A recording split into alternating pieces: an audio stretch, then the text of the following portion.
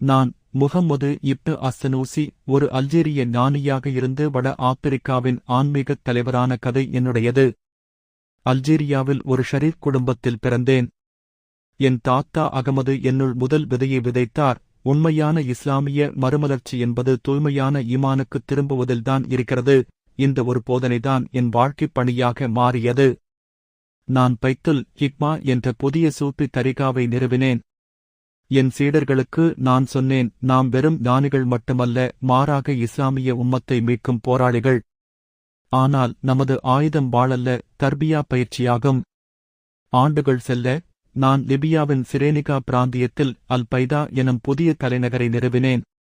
என் கொள்கைகள்: ஒரு சுத்தமான இஸ்லாமிய சமூகத்தை உருவாக்குதல், ஐரோப்பிய காலனித்துவத்தை எதிர்த்தல், அறிவியல் மற்றும் ஞானத்தை இணைத்தல்.